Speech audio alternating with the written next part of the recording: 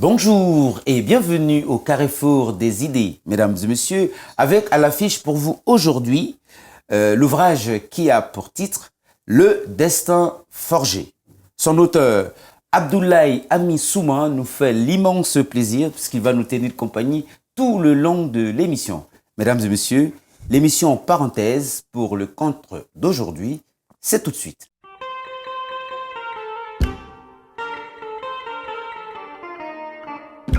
Ceux qui refusent de travailler quand il faut travailler ne se reposent pas quand il faut se reposer. Le divorce est votre destin, pas la destination.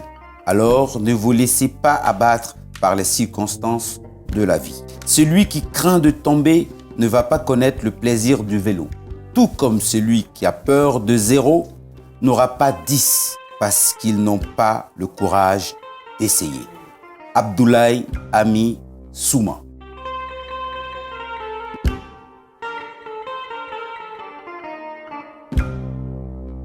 Monsieur Souma, bonjour. Bonjour Monsieur Condé, merci de m'avoir reçu. Merci, c'est un immense plaisir pour nous de vous recevoir sur le plateau des parenthèses. Évidemment, vous nous venez des États-Unis, vous êtes aussi un fidèle téléspectateur de cette émission. Absolument. Et aujourd'hui, c'est vous qui êtes sur le plateau. Oui. Alors, Le destin forgé, c'est le titre de votre ouvrage. Oui. On va peut-être commencer tout de suite à échanger autour du titre parce que, évidemment, le destin, d'une manière générale, c'est ce qui nous est, on va dire, tracé. Oui. Et puis, en général, si on peut s'accorder là-dessus, ce n'est pas quelque chose que nous, on construit. Absolument. Et là, et c'est quand on lit l'ouvrage, effectivement, on s'en aperçoit. Ça veut dire que le destin aussi, quelquefois, le travail que nous y mettons, peut aussi, je dirais pas transformer notre destin, mais peut conditionner ce destin-là. Est-ce que c'est pour cela que vous avez titré l'ouvrage « Le destin forgé » ? Merci beaucoup pour cette opportunité. Je vais d'abord commencer pour vous féliciter. 15 ans, ça mérite d'être fêté. Merci. Je salue mon frère Lamine Guirassi, qui a aussi contribué à faire cette réalité. Je remercie tout ce que vous êtes en train de faire ici. En fait, le destin forgé, voilà, comme le nom l'indique, je veux tout simplement dire que chacun contribue à la confection de son destin. Parce que nous sommes les fruits de ce que nous faisons, nos choix et nos actes. Et comme je l'ai dit pas tantôt, par tous, je pense ce que je dis, tout ce que nous faisons chaque jour est une bataille et chaque jour peut être se solder avec une victoire ou une défaite. La somme des choix que nous faisons, c'est ce qui fait de nous qui nous sommes. Mais en réalité, les gens confondent entre le destin et le choix. Le choix, c'est ce qu'on fait en fonction de ce que nous voulons réaliser. Mais parfois, certains choix peuvent devenir la source de ce destin. Vous avez étudié, vous avez aimé l'ouvrage, vous avez aimé un peu la littérature, ça c'était un choix. Vous aurez pu choisir autre chose. Oui. C'est ce choix qui vous a conduit à ce que vous êtes en train de faire aujourd'hui. Donc, en fait, c'est un peu ça. Les gens pensent que c'est philosophique, mais c'est réaliste, c'est la réalité. Et très souvent, on fait les mauvais choix. Les mauvais choix conduisent aussi à des situations catastrophiques. Donc, pour moi, c'est une façon de dire que chacun contribue à la confection du destin. Cela veut dire que tout ce que nous faisons au quotidien, on doit faire attention, on doit évaluer. Et qu'est-ce que nous voulons être demain? Cette réponse-là doit être trouvée, sa manifestation dans les choix que nous faisons aujourd'hui. Donc, c'est un peu ça. Ami Souma, l'auteur de cet ouvrage, Le destin forgé. Donc, on en parle avec lui sur le plateau de parenthèse. Votre ouvrage, donc, Le destin forgé, d'après ce qu'on a compris, bien entendu, et d'ailleurs, dans le prologue, vous abordez cela. C'est un récit autobiographique et plein d'enseignements. Et là-dedans, vous faites un pont entre ce que vous appelez l'école traditionnelle et puis l'école de la vie, la grande école de la vie. Et c'est ce qui est intéressant. Et dans cette démarche, on va dire, d'écriture, on va dire comme ça, c'est ce que nous on a perçu en tant que lecteurs, c'est que vous faites un hommage justement à ce que l'on peut appeler l'expérience. C'est-à-dire que votre ouvrage, votre récit est éclairé, votre texte se nourrit et évidemment de ce que vous avez vécu au quotidien, et cela depuis votre enfance. Hein, l'ouvrage démarre par une scène extrêmement attachante, hein, qui est donc le jour même de votre scolarisation. Oui. Hein, je rappelle que, et là on le comprend, il y a quand même une dose de nostalgie, oui. Hein, lorsqu'on suit comment vous décrivez, vous nous plongez justement dans votre enfance, mais pas que, parce qu'effectivement, vous nous faites vivre l'ambiance de cette enfance dans votre Tuguondi, oui. Que vous commencez d'abord par décrire avec beaucoup de nostalgie, je le disais tantôt, parce qu'effectivement, vous décrivez Tuguondi comme, en tout cas à cette époque, comme l'un des quartiers qui regroupait tout. Oui. C'est-à-dire qu'au niveau, on va dire, il y avait une mosquée, il y avait, si vous voulez, le siège d'institutions, des institutions, et puis le sport, la culture, effectivement, et on s'aperçoit effectivement aussi que vous avez baigné dans cette on va dire, dans cette ambiance, hein, ce bouillonnement culturel, d'ailleurs, dans lequel toute la Guinée baignait, oui. Mais plus précisément dans ce Tuguondi. Quels sont les souvenirs de Tuguondi que vous gardez encore? Vous savez, je suis un enfant de Tuguondi et ma fierté est grande à chaque fois que je parle de ce quartier parce qu'en fait, nos parents avaient réussi ce que beaucoup d'autres quartiers, les parents des autres quartiers n'avaient pas reçu. Et ils avaient réussi à garder des places pour tout en réalité. Il y avait le cimetière, il y a tout ce qu'on avait, que ce qui manquait aux autres. Donc en fait, ce livre, c'est pour moi une façon de rendre hommage à toutes ces personnes qui sont disparues. Parce qu'en réalité, très souvent, on fête les gens quand ils sont morts. Oui. Moi, je pense que c'est très injuste. Et les gens qui donnent toute leur vie à la cause commune, mais finalement, ce sont des gens qui sont dans l'oubliette. Donc, pour moi, c'est une façon aussi de rendre hommage à toutes ces personnes que j'ai citées dans le livre. Et puis, il y a la troupe Pessay qui était connue, qui a, si vous voulez, bercé un peu notre enfance et qui a fait pour beaucoup de personnes. Et parce qu'en ce moment, il n'y avait pas tout ce qu'on connaît aujourd'hui. Il n'y avait pas d'Internet, il n'y avait pas tout ça. Donc, pour nous, c'était un instrument qui a été utilisé pour éduquer, pour passer le message, un message de la paix, de famille. Donc, ces gens-là ont fait assez de choses, mais qui ne sont pas connus aujourd'hui. Et quand un enfant de Tuguondi doit parler de tout ça, il est normal que je parle de toutes ces personnes, que les gens arrivent à avoir un peu une pensée à ces personnes qui nous ont quittés. Je parle ici des Africains, je parle de mon grand frère Yamoussa Sidibé, puis bon, il continue à vivre, alhamdulillah. Mais je parle aussi de Gassimo Silla, c'est un grand reporter qui est décédé, et beaucoup d'autres personnes comme ça. Et parce qu'en fait, comme je vous disais tantôt, nous sommes le fruit de ce que nous faisons. Il y a deux écoles, l'école La Vie et l'école formelle. L'école formelle, qu'on appelle l'école traditionnelle très souvent, note sur la capacité de retenir ce que les enseignants te donnent à l'école. Mais en réalité, l'école de la vie t'évalue sur le résultat. On peut tricher avec l'école traditionnelle, mais pas avec l'école de la vie. Tout dépend de ce que tu mets dedans, eh bien, il te retourne ça. Et alors, d'ailleurs, on va y venir, hein. J'ai fait quelque chose que je n'ai pas l'habitude de faire, mais je les ai notés, mais c'est votre ouvrage qui m'a fourni ce matériau. Et on va essayer, je vais essayer en tout cas de m'exercer un peu dans ce sens. C'est-à-dire que il y a plein d'anecdotes qui sont racontées, et finalement, on s'aperçoit que les anecdotes ne sont pas que des petites histoires qui peuvent faire rire ou plaire, mais qu'effectivement, d'après ce que vous faites comme exercice, vous utilisez ces anecdotes pour illustrer des situations. Donc finalement, les anecdotes sont porteuses de messages. Et d'ailleurs, on va peut-être commencer. Il y a le jour de votre inscription. Donc votre papa qui donc avait décidé de vous scolariser, en sachant bien que le papa, donc paix à son âme, n'avait pas été à l'école, encore moins les deux mamans, c'est-à-dire votre maman et donc la marâtre aussi. On souhaite qu'ils reposent tous en paix. Donc il décide d'aller vous scolariser. Sauf que d'ailleurs, il y a souvent des petits détails et souvent on a envie de vous demander, plutôt que de s'adresser au proviseur, enfin au directeur de l'école, il va s'adresser à quelqu'un d'autre qui n'a pas le rang de directeur et vous expliquer que cette personne-là n'était certes pas le premier responsable de l'école, mais il avait beaucoup de relations et donc qu'est-ce qui explique ça et surtout que cette personne va lui dire qu'il n'y a plus de place donc pour vous inscrire mais devant ce non votre papa va faire quelque chose. Bon, écoutez, la raison pour laquelle j'ai écrit ce livre, et on l'appelle ici autobiographie, mais sur le développement personnel, c'est l'un des livres les plus vendus sur Amazon. Donc je dis merci à tous ceux qui me lisent, ceux qui ont cru un peu au projet. Mais pour moi, c'est...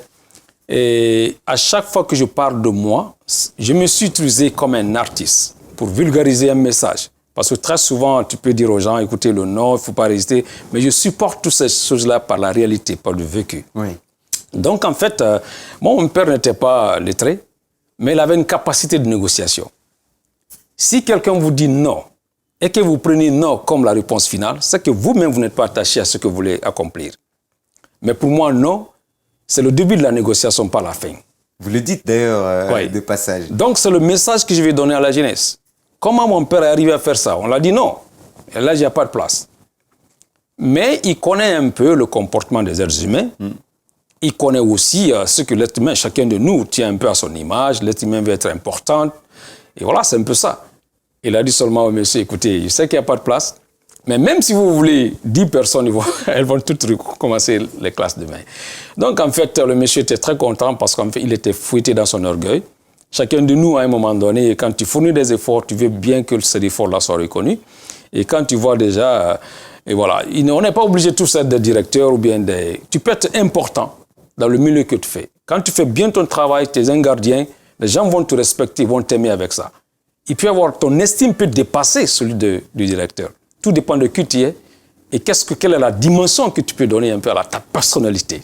Abdoulaye Souma, Abdoulaye Ami Souma, donc notre auteur sur le plateau, pour parler de son ouvrage Le Destin Forgé. Mais c'est aussi un ouvrage avec beaucoup de regrets.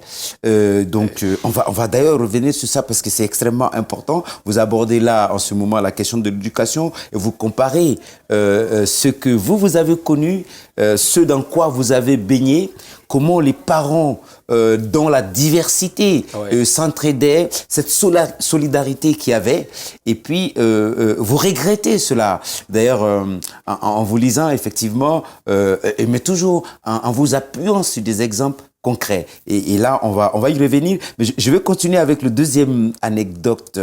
Et c'est donc lorsque vous avez commencé l'école primaire, justement, dans une belle ambiance, les amis qui s'aiment, et puis vous expliquez, et ça c'est charmant, qu'il y avait pratiquement pas de différence. Quand l'heure du repas vous trouvez dans une concession, eh bien, même si votre ami n'était pas là, il suffisait que vous exprimiez que le besoin de manger, vous étiez servi comme si vous étiez chez vous.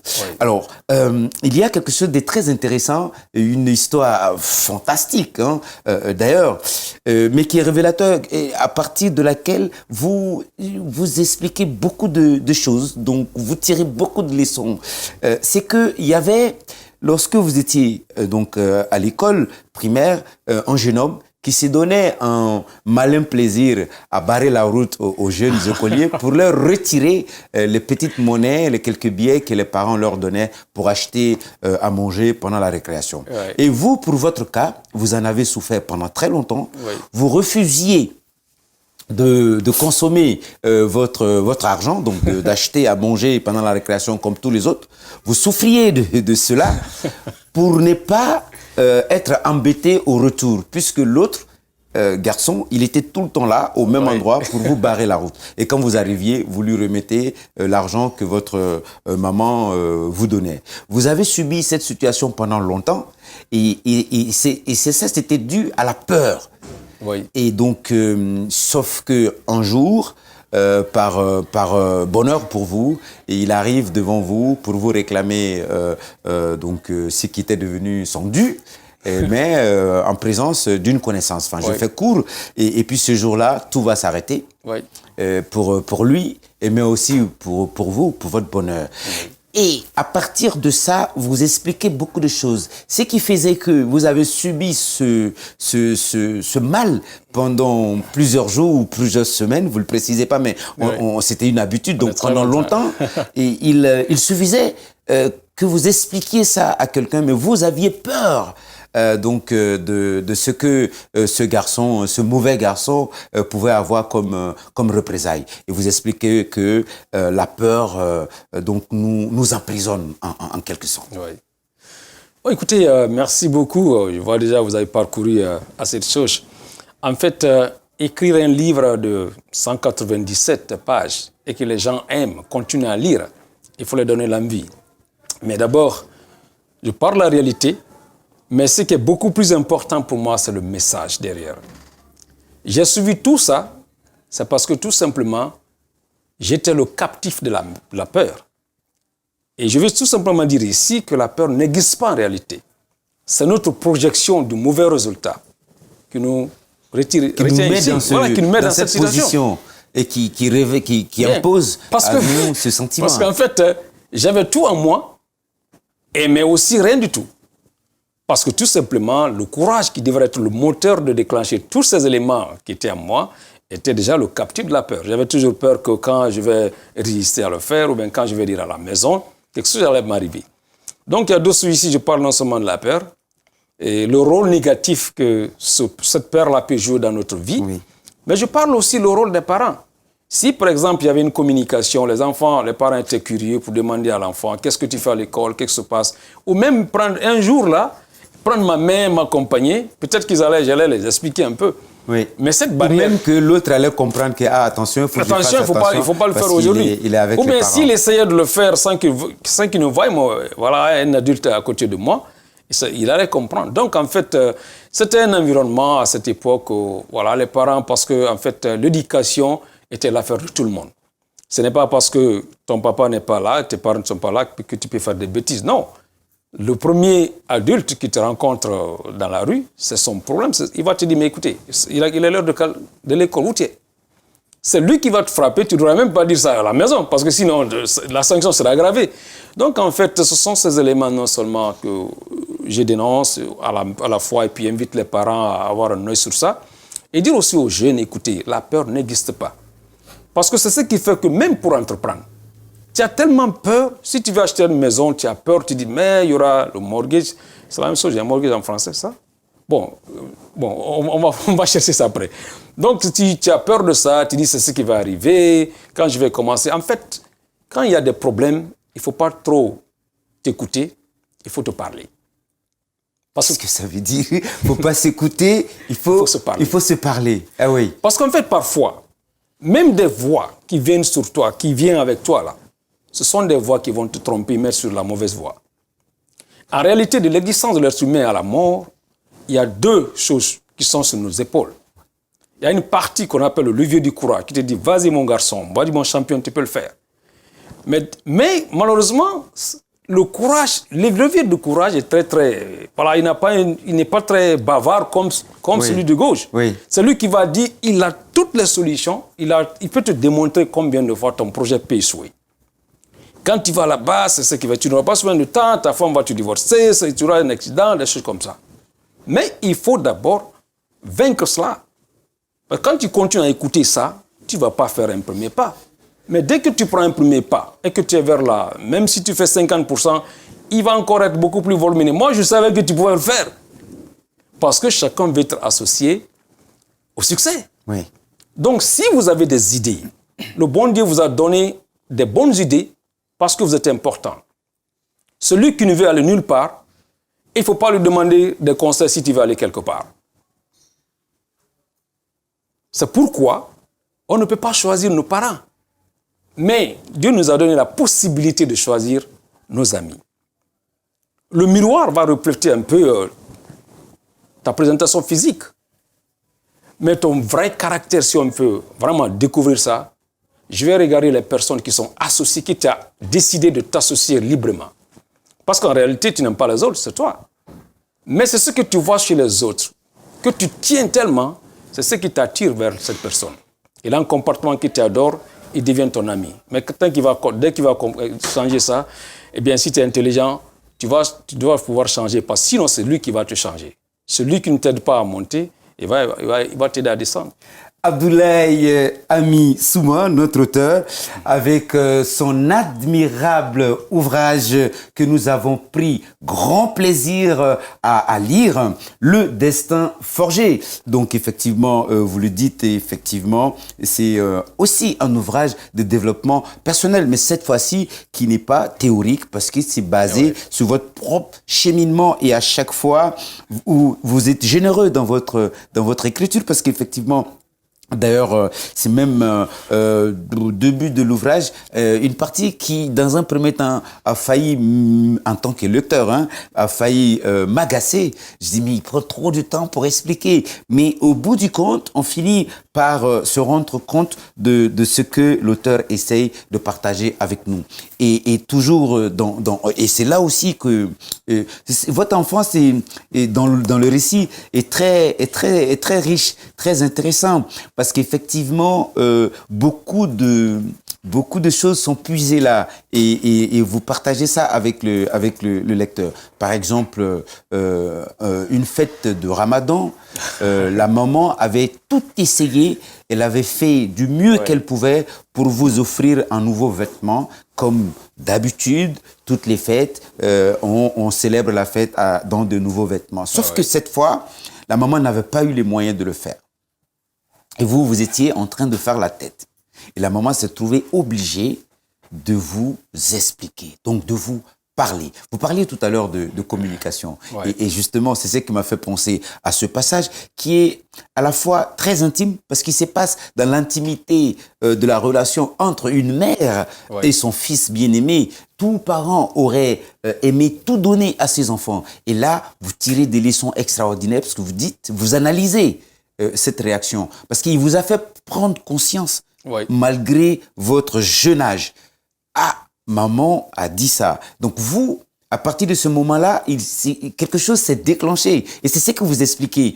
Vous avez accepté d'abord. Et donc vous avez passé cette fête avec un ancien vêtement, mais avec une plus grande conscience. Vous aviez quel âge en ce moment-là? Je ne me rappelle pas exactement, mais voilà, c'était un message pour tout le monde. Et les enfants pensent que leurs parents ont tout. Et voilà, dès que tu abuses le bouton, ils vont te donner. Et les parents, malheureusement, ne saisissent pas des opportunités pour parler aux enfants. L'éducation, c'est un rôle qui est important dans la vie d'un enfant. Et les parents ont ce rôle. C'est un rôle admirable. Mais s'il y a quelque chose que tu peux donner à ton enfant, dans cette éducation, il faut développer sa communication. Orale ou écrite, aujourd'hui même digitale. Parce que beaucoup de projets restent sans être résolus. Ce n'est pas parce qu'on n'a pas de solutions ou bien la limite de l'intelligentsia, non. C'est parce que les brillants ont des constipations intellectuelles. Ils connaissent mais ils ne peuvent pas transmettre. Dès qu'il y a 2-3 personnes, ils ne peuvent plus parler. Et il ne peut pas appeler son DG pour le parler, pour le convaincre. Tiens, ça c'est un problème, nous pouvons résoudre. C'est parce qu'il n'arrive pas à dominer sa timidité. Donc ce qui est en lui, il va mourir en lui. Et le DG ne va pas profiter. Ou bien même s'il explique, qu'est-ce qui va se passer? Il n'y a pas suffisamment d'éléments pour convaincre. Par conséquent, il n'aura pas le financement de ses idées et le problème va continuer. Donc ici, quand je parle un peu de ma mère, qui a eu le courage de me parler, cette communication a fait que j'ai grandi. Un être nouveau était né en moi.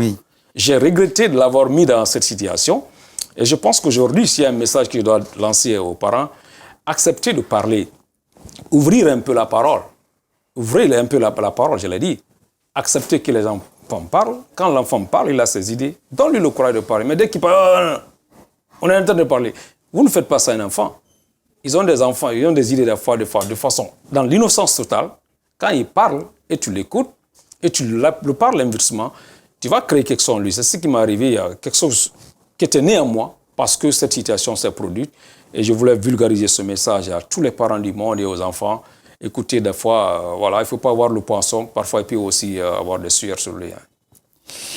Le destin forgé, Abdoulaye Ami Souma, je dois vous avouer sincèrement que j'ai parlé d'ouvrages admirables, c'est pas simplement pour faire des éloges, mais effectivement, c'est parce que en tant que lecteur aussi, par moments, on se sent saisi par, je veux dire, l'aspect pratique de ces choses-là. On a tous été enfants, donc d'une manière ou d'une autre confrontés à ces choses-là, mais pas toujours aux mêmes situations, comme ce double échec que vous avez connu, donc ce qu'on peut appeler aujourd'hui au CM2 en 6e année. Cet échec qui a fait que vos meilleurs amis, ceux avec lesquels vous étiez déjà habitués, sont allés au collège et vous êtes restés. Donc, ils vous ont dévancé de 2 années, ce qui vous oblige à composer avec de nouveaux amis dont vous êtes l'aîné et quelquefois même les petits frères de vos amis qui vous ont dévancé. Cette situation, à la limite, qui frôle l'humiliation, vous avez été confronté à ça. Je reste beaucoup sur ce passage sur l'enfance parce qu'effectivement, on peut se permettre en tant que lecteur de faire le lien avec ce que vous allez devenir et tout le parcours que vous allez connaître après jusqu'aux États-Unis. Et je veux dire, comme si le parcours que vous avez connu, l'homme accompli, on va dire comme ça, que vous êtes devenu, puise sa source de réussite et de force de caractère dans cette enfance-là. Et donc, aux situations auxquelles vous avez été confrontés. Donc, 2 années de frustration, d'échec, et vous nous expliquez par la suite que on trouve la force dans les échecs, plus que dans les réussites. Et cette expérience-là que vous avez vécue, avec douleur aussi, mais dans laquelle douleur vous avez trouvé la force et même de comprendre qu'il fallait pas trop s'adonner au sport et à la culture et qu'il fallait tout faire pour essayer de franchir ce cap-là, donc de réussir à votre examen. Vous savez, il y a des moments de la vie qui nous frappent. Il faut tout simplement avoir la capacité de prendre note. Vous ne contrôlez pas l'humeur des autres. La seule personne qui vous contrôle au monde, c'est vous. Moi, je peux me mettre à me blâmer. Écoutez, voilà, Fabra n'était pas venu tel temps, il ne m'a pas reçu. Ça ne va pas changer qui tu es. Et la solution, ça ne va pas changer au résultat. Mais je vous dis, qu'est-ce que moi j'ai fait pour ne pas que Fabra fasse ça? Et là, ça va m'aider. Parce que je vais travailler à moi. Et voilà, en même temps, je vais chercher aussi à vous connaître un peu plus. Peut-être que je me suis mal comporté, peut-être que je n'ai pas demandé avec la bonne formule, peut-être. Donc, il voulait... Quand tu vois quelqu'un qui a reçu, ça te donne l'impression qu'il a commencé hier. Moi, je vais dire, partout où je suis passé, j'ai fait plusieurs universités, c'est le même message. Je vais dire aux gens que tu ne peux compter que sur toi. Et très souvent, les gens n'aiment pas aussi parler de leurs échecs. Moi, je pense que ça, là même en soi, est un échec. Parce que tu ne veux pas aider les autres de profiter de ton échec. Moi, j'ai échoué en 6e année 2 fois. Et pourquoi? Parce que je n'étais pas concentré. Moi, je suis dans un quartier de sport et de musique, donc c'est ce qui m'intéressait beaucoup plus. Et surtout, vous expliquez aussi, surtout que les parents que vous aviez, n'étant pas des parents lettrés, n'avaient pas ils étaient pas disposés, équipés pour vous contrôler. Donc c'était facile pour vous de tromper leur vigilance et d'y aller. Vous expliquez ça aussi. Oui, bien sûr, parce que je dis, l'échec fait partie de la vie. Une personne qui n'a jamais échoué ne connaît pas encore la vie. Parce que la leçon qu'on peut tirer de l'échec n'a rien de comparable avec la victoire. Ce n'est pas les plus dieux qui réussissent dans la vie, mais c'est les persistants, les plus persistants. Vous le dites d'ailleurs, vous le répétez plusieurs fois. Plusieurs fois, je vais le répéter. Quand tomber est normal pour celui qui court, je l'ai écrit. Mais la rapidité avec laquelle tu te relèves pour continuer la course peut montrer déjà un indice sur ta capacité de finir la compétition. Donc, c'est un peu ça dans ce sens. Quand moi j'ai échoué, mes amis qui étaient là avaient été maintenant au collège. Mais je tenais à mon amitié, donc qu'est-ce que je faisais? Moi, je finissais 15h et puis je retournais à l'école. Comme il finissait un peu tard, moi, je finissais midi avant de recommencer. Je partais tous les jours leur donner quelque chose à manger. Mais finalement, j'ai vu que moi, avec ma tenue bleu marine, c'était devenu encombrant pour mes amis. Oui. Donc, il n'avait pas la même signification pour l'amitié. Finalement, j'ai compris le message. Peut-être certains voulaient être concentrés. En tout cas, un oiseau ne peut pas être un bon ami au poisson. Si tu veux voler, il faut avoir l'aigle comme ton ami. Alors, tous ces éléments-là m'ont fortifié. Alors, c'est vrai que je partage ça avec vous, vous allez me dire ce que vous en pensez. C'est vrai que l'une des forces aussi de votre ouvrage, de ce récit, est que c'est votre capacité à donner un sens profond à des choses qu'on pourrait considérer comme banales. C'est-à-dire que les relations amicales entre des gamins, enfin de jeunes garçons, cerner ces relations et les ressortir là-dedans, ce qui peut être constructif ou négatif est quelque chose que donc le lecteur que je suis a admiré, et je dois vous le dire. Alors, je vais continuer, comme je vous ai dit, j'ai noté une série d'anecdotes comme ça, mais pour moi qui sont extraordinaires.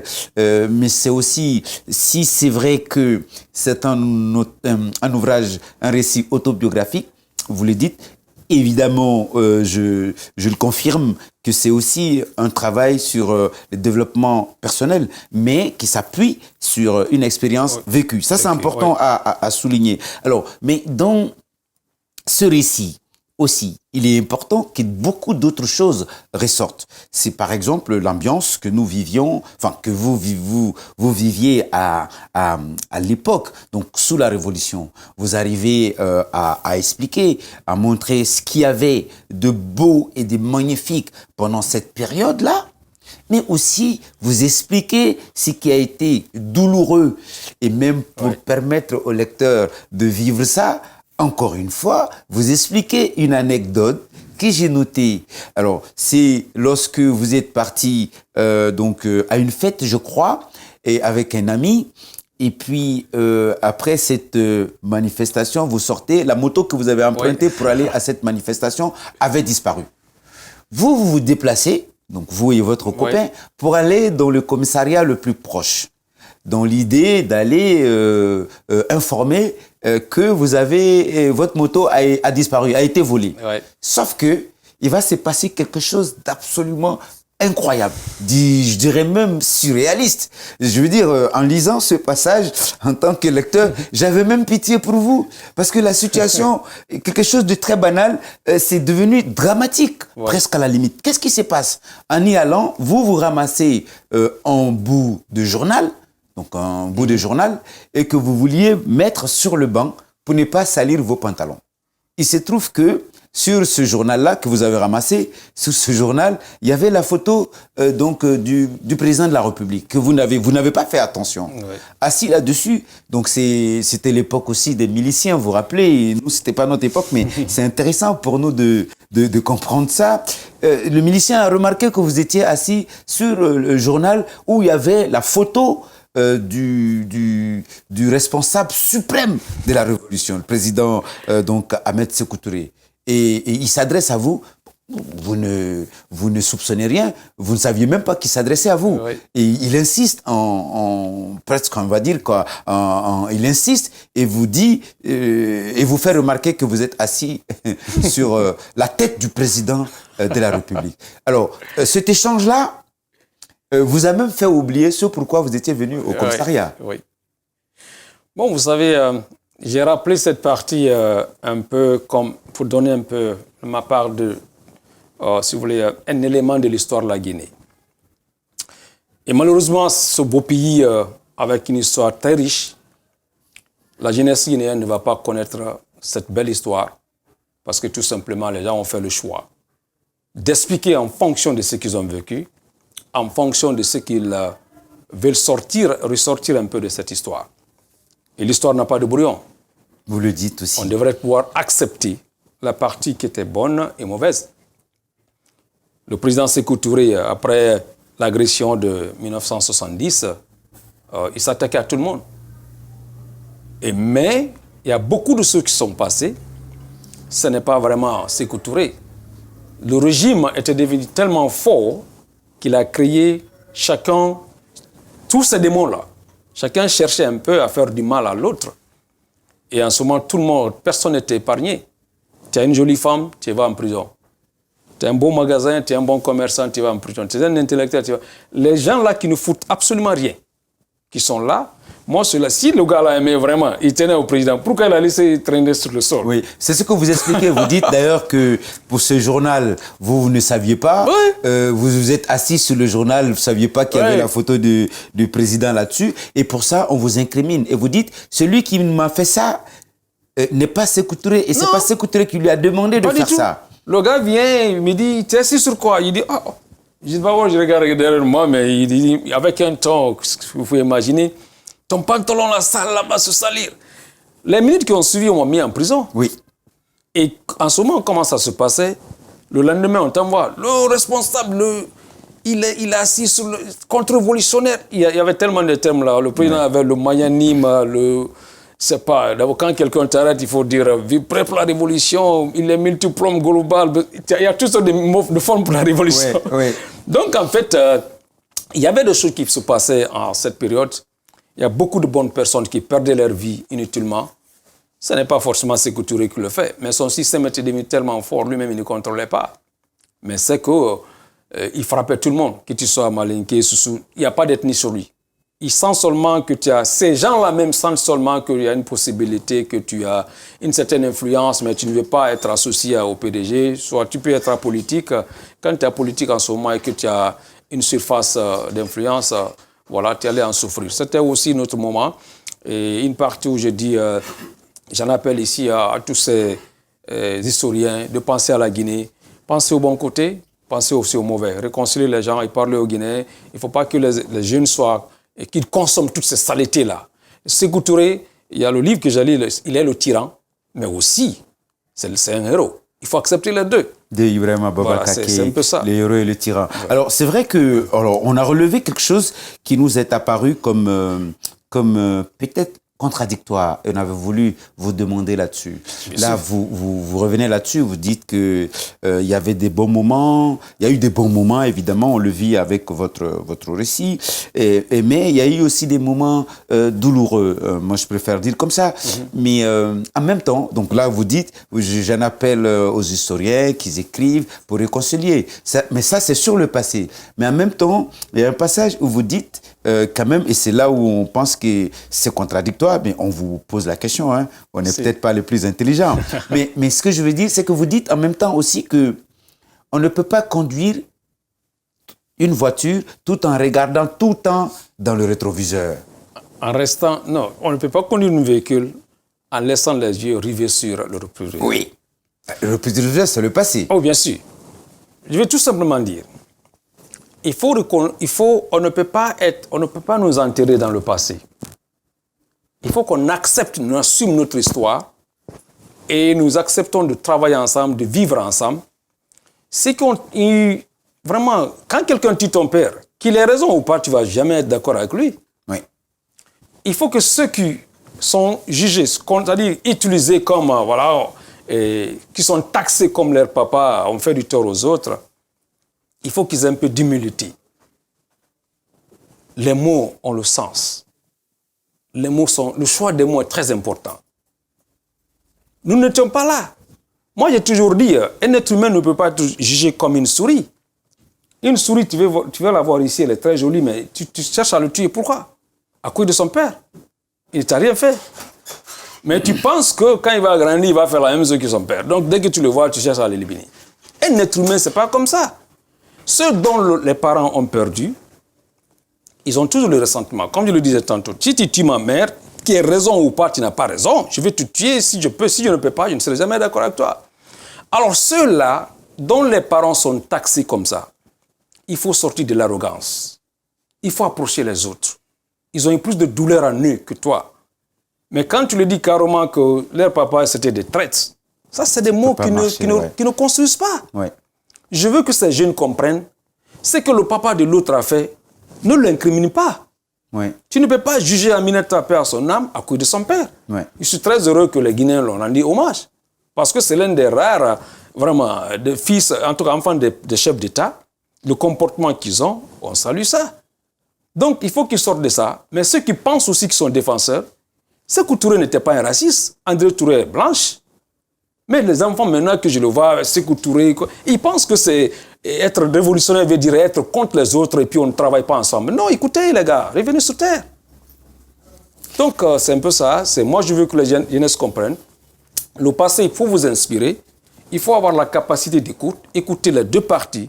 Et vous avez des idées, vous avez aussi le cerveau d'analyser pour que ça avance. Mais tu ne peux pas détester son frère, tu ne peux même pas le parler. Parce qu'à cause de son père, ça n'a pas de sens. On ne choisit pas ses parents. On ne choisit pas ses parents. Abdoulaye Amissouma, l'auteur de l'ouvrage Le Destin forgé sur notre plateau aujourd'hui. Alors, donc c'est un ouvrage qui est un récit autobiographique, mais effectivement qui nous est offert comme un livre de développement personnel. Et donc, chaque situation est éclairée à la lumière de ce que l'auteur a vécu en Guinée, à Conakry, de Tougouendi. Et puis, évidemment, on ne pourra pas décortiquer tout l'ouvrage, mais sinon, de Tougouendi, et donc, on va jusqu'aux États-Unis avec chaque fois la même démarche rigoureuse de la part de l'auteur pour toujours éclairer les situations qu'il analyse et offre donc à nous les clés pour que devant les situations similaires que l'on puisse faire face. Et puis c'est vrai que effectivement dans cette j'ai choisi quelques anecdotes qui pour moi sont illustratives de situations intéressantes. Et ce n'est pas un livre d'anecdotes, non, il faut le préciser. Et donc c'est un ouvrage que nous recommandons, que la rédaction de Parenthèse recommande tout à fait. Il est facile à lire, c'est un récit à la limite très linéaire, et puis à chaque fois des situations qui nous sont posées, qu'on regarde, on lit, et puis après, juste après, vous donnez des explications. On va dire même, vous tirez de ces situations des principes et des règles. Effectivement, par moments, on a l'impression que c'est moraliste, mais ce n'est pas du tout moraliste. C'est plutôt très, très, très, très pragmatique. Donc, avec à chaque fois des situations que vous expliquez comme tout à l'heure, on vient donc de le faire, la situation sur votre regard sur la révolution, avec cette démarche qui consiste à dire effectivement, il y a eu des très bonnes choses, il y a eu aussi des choses qui sont pas très bonnes. Donc aujourd'hui, essayons de faire la part des choses, que les écrivains, les historiens fassent leur travail et que les parents, les uns et les autres, qu'on s'accorde sur ce qui peut nous arranger. Regardons devant. Inspirons-nous, vous ne niez pas le passé, mais vous dites on ne peut pas éternellement vivre dans ce passé, qu'il soit heureux ou malheureux, on ne peut pas éternellement vivre là-dedans, avec des conseils sages aussi. C'est un livre de sagesse, moi j'ai trouvé aussi, mais une sagesse qui n'est pas, je veux dire, qui n'est pas dictée comme l'imam dirait des versets, ou le prêtre dirait des bibles, c'est écrit des versets qui sont déjà conçus et écrits. Non, c'est ça qui est intéressant là-dedans justement, c'est sur des situations précises. Vous n'inventez pas, je veux dire, vous partez d'expériences vécues, souvent même de façon douloureuse, comme cette autre scène que je vais peut-être évoquer avec vous, autour du mât à l'école, où vous devriez, je crois, hisser le drapeau. Et puis, les paires de chaussures que vous, si je peux l'appeler comme ça, les sandalettes que vous portiez, en montant les marches pour aller au mât, vous avez pas trébuché, mais votre pied a malencontreusement cogné. Et puis, la chaussure était rafistolée. Il y a une des cordes ou des pointes qui a lâché. Et puis, devant tout le monde, autour du mât, cela s'est offert, vous le dites, comme un spectacle devant tout le monde. Les moqueries, comme on sait et tout. Mais c'est aussi quelque chose qui montrait aussi, je dirais pas, enfin, vous êtes issu d'une famille modeste. Et c'est admirable de voir que vous partagez ça, quelque chose que quelqu'un d'autre aurait caché, que vous n'aviez même pas des bonnes chaussures, vous étiez même pas bien chaussé. Et cet événement, oui, parce que tel que c'est décrit, c'est un événement. Jeune garçon, vous avez vécu ça de façon très, très, très, très douloureuse. Vous savez, la vie est belle, elle est intéressante, mais aussi elle est douloureuse, des fois même incompréhensible. Il arrive des choses, je vous ai dit, mais pourquoi moi? Bon, écoutez, dire que je suis né d'une famille pauvre est une insulte à la pauvreté.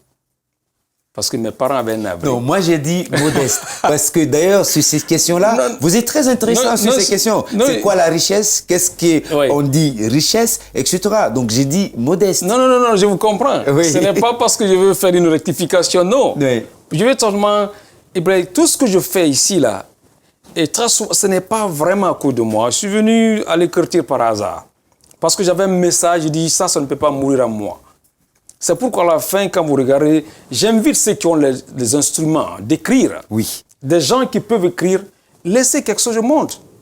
Le doyen Mpati a toujours dit, et puis nous tous, on s'approprie de son message. On dit qu'un meilleur en Afrique, c'est une bibliothèque qui brille. Oui.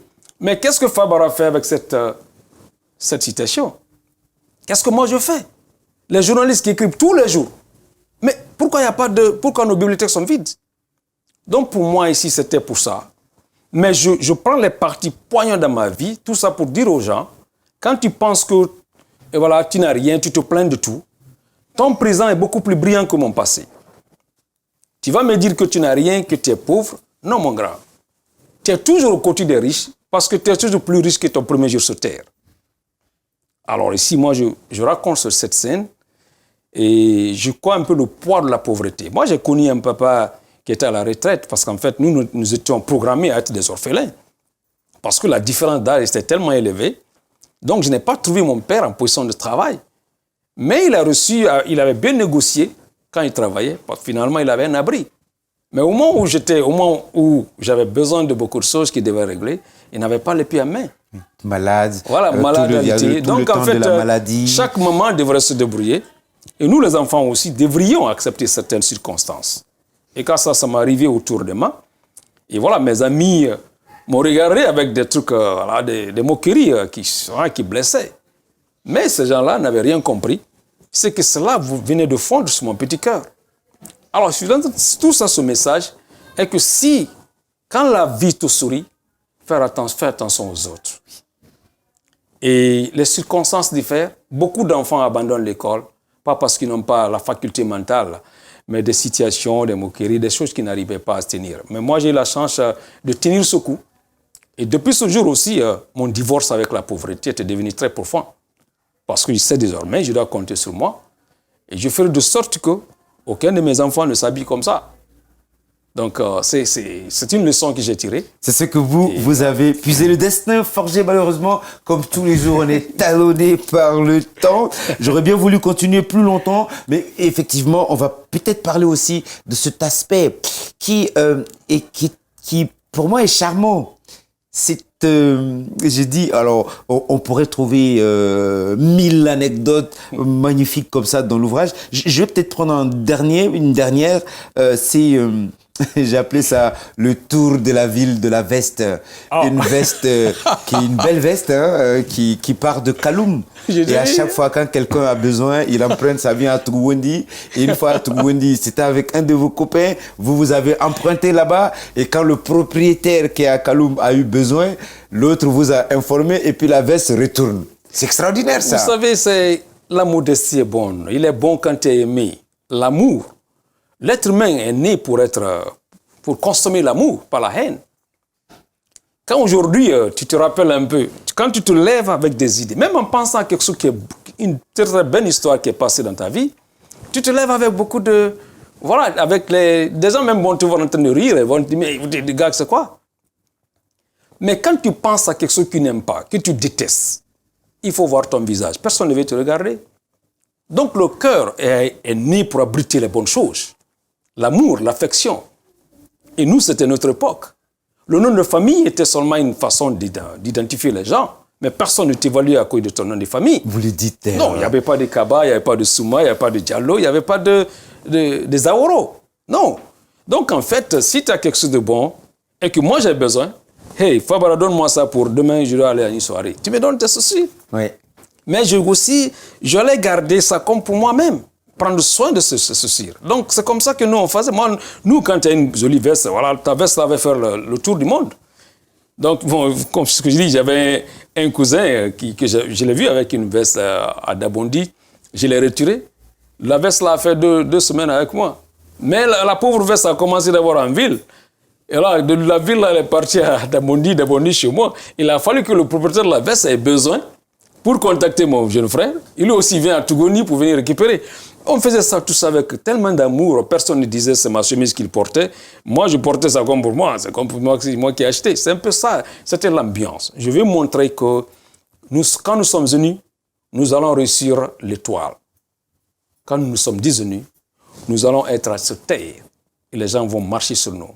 Les gens doivent comprendre que l'amour, l'homme est né pour abriter l'amour. Le cœur doit abriter l'amour par la haine. Je déteste les ingrats, je déteste les arrogants.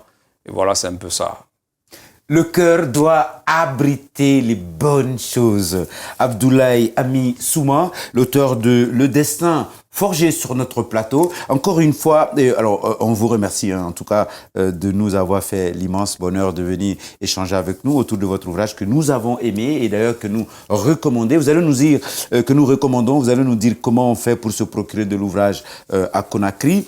Là, on a compris, hein, sur Amazon, on peut s'en procurer aussi. Donc partout où on se trouve, on peut évidemment se procurer donc l'ouvrage. Alors peut-être, on va vous donner la parole pour quelques minutes sur l'ouvrage, c'est-à-dire sur le récit. J'arrête un peu avec les anecdotes et ça m'a porté parce que c'est plein d'enseignements. Par moment, effectivement, le lecteur peut trouver des situations qui renvoient à sa propre situation. Et vous évoquez, comme j'ai dit, comme tout à l'heure, sur la question de la révolution, mais pas que, vous évoquez aussi la question cruciale de l'éducation, pour les jeunes aujourd'hui. Et c'est pour ça que j'ai dit, c'est un livre plein d'amour, mais c'est aussi un livre plein de regrets. Vous regrettez que les jeunes soient plus comme de votre temps, que les réseaux sociaux soient devenus le lieu où, effectivement, chacun se livre à ce qu'il veut. Et vous dites d'ailleurs, ce qui est une réalité hein, que l'on vit. Plus vous dites des sottises, plus vos bêtises sont énormissimes, plus votre audience grandit. Bon, écoutez, quand je suis passé dans plusieurs écoles, universités, c'est surtout les réseaux sociaux. J'ai dit, au lieu d'appeler les réseaux sociaux, il faut l'appeler réseau économique. Moi, je suis un entrepreneur depuis en 2011. J'ai fait beaucoup de choses qui me font vivre à travers les réseaux sociaux. Parce que quand je devrais faire le MBA, j'ai pensé qu'il y avait le coût d'opportunité. Alors, il fallait imaginer, trouver comment faire le rendre. Je me dis, je m'accentue sur deux éléments essentiels qui sont d'abord le côté éducatif et le côté lucratif. Il est très important. Au lieu de passer des temps en train de vous insulter et puis l'utiliser ça comme un endroit pour exposer son mauvais caractère ou bien assassiner le caractère des autres, je pense qu'il faut travailler sur soi-même, utiliser cette opportunité que nous n'avons pas eue quand on était encore beaucoup plus jeunes, comme un endroit. Parce qu'en fait, tu vas te plaindre de travail. Personne ne te donne un travail pour faire de toi un riche. Ce n'est pas possible. Le patron va t'engager pour l'aider à croître, à avoir plus d'argent. Mais le jour où il va comprendre que tu es inutile, il te paye plus que tu ne fais rentrer, il va t'envoyer. Parce que quand tu as un travail, tu prends une semaine, tu reviens, une semaine là, personne n'a eu besoin de toi. Personne ne s'est rappelé de toi. Mon frère, il faut chercher un autre travail. Donc les réseaux sociaux, éduquez-vous. Parce qu'il y a quelque chose, maintenant une version qu'on appelle GAFAM, Google, Apple, Facebook, Amazon, Microsoft. Les 5 superpuissances-là contrôlent un peu le marché digital. Même si tu comprends, tu maîtrises un seul outil, tu n'as plus de soucis de travail ou de soucis de trouver, tu vas toujours te porter bien. Oui. Donc j'invite la jeunesse à cela, appelez-la réseau économique. Ça va être bien pour vous. À présent, nous passons à la rubrique marque-page.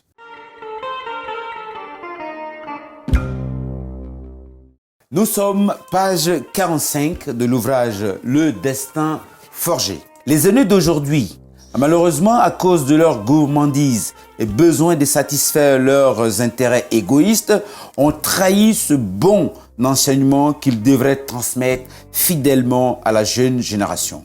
Maintenant, c'est tout le contraire de leur belle vie d'enfant. On nous raconte que la Guinée est composée de plusieurs familles profondément divisées par région, ethnie et nom de famille. Ils disent que le nom de famille est le seul critère d'identification de vos frères et sœurs. Ils disent qu'être sensible à la douleur des autres est une trahison à votre ethnie. Ils disent que la meilleure façon de montrer sa bravoure et sa meilleure connaissance des réseaux sociaux est d'insulter ceux qui ne portent pas les mêmes patronymes ou tout simplement votre nom de famille. Réveillez-vous, mes frères et sœurs, interrogez-vous sur vos règles de conduite au quotidien. Embrassez vos frères afin de travailler ensemble pour le bien commun. Demandez aux parents de revenir à la source et d'éviter d'être consommés par la recherche du quotidien en négligeant le rôle essentiel que chacun doit jouer pour le bien d'une forte communauté. Fin des citations.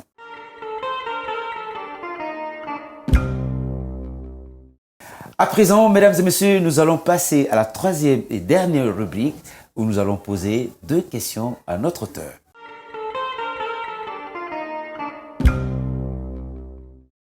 Monsieur Abdoulaye Ami Souma, bonjour. Bonjour, monsieur. La question que je voudrais vous poser est la suivante. Comment vous pourriez nous résumer votre ouvrage, Le Destin forgé, en 1 minute? Chacun contribue à la confection de son destin. Nous sommes les fruits de ce que nous faisons, nos choix et nos actes quotidiens. C'est l'ensemble de tout ça qui fortifie, qui fait de nous qui nous sommes.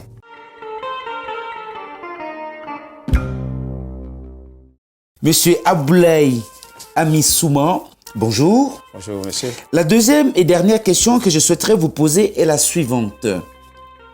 Quel est le sentiment que vous avez eu une fois que vous avez terminé la rédaction de cet ouvrage?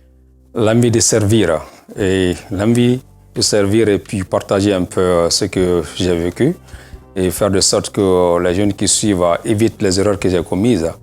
Et aussi, voilà, si des succès qui notent, qu'ils un peu utilisent ça à bon escient.